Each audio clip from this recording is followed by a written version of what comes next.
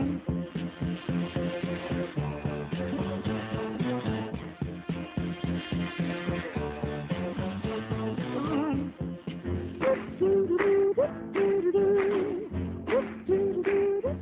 buttermilk sky, I'm keeping my eye on you. What's the good word tonight? In terms of domestic premiership, I don't think there's anybody to touch Attlee. Oh, buttermilk sky. Did you know, I have a feeling that all those people out there have no more idea about Attlee than, you know, he's sort of, you know, bank manager. And why is he a great prime minister then? You know, he would have been a fantastic bank manager. Probably. And he had the moustache to match, the beautiful handlebar moustache. But you see, we have to dismiss the facile notion of personality politics, charisma, moustaches, and look at what he actually achieved for the nation. Because he was the only post-war prime minister to have an absolutely clear agenda to transform the social and economic structure of the country. And a clue to how that might have been achieved is that this beautiful panoramic view of London is being seen from the 16th floor of an NHS hospital. If in 45 there'd been voting on personalities, Winston Churchill would have won at a canter.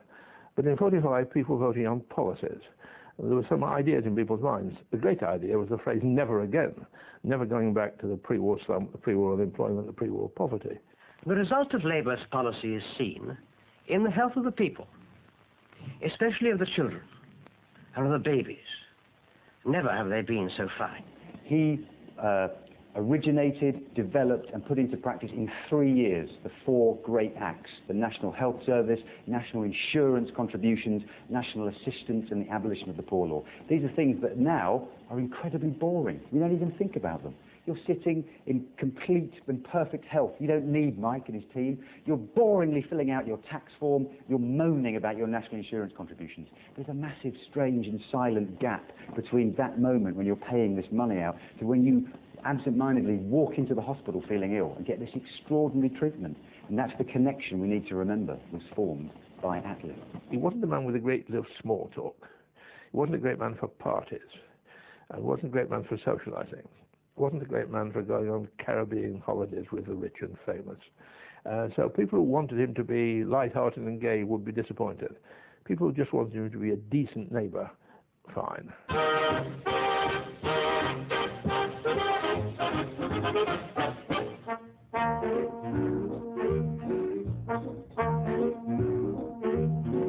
In my adobe hacienda.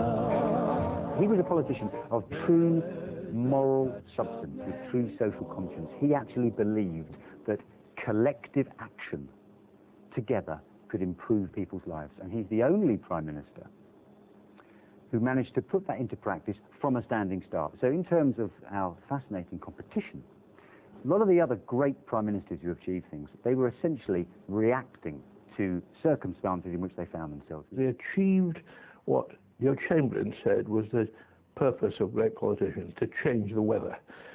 The world changed because of Attlee. The world changed because of Attlee's administration. He was a serious man and a patriot. He was all substance and no show. His was a genuinely reforming and radical government. Go on, who said that? The Right Honourable Margaret Thatcher.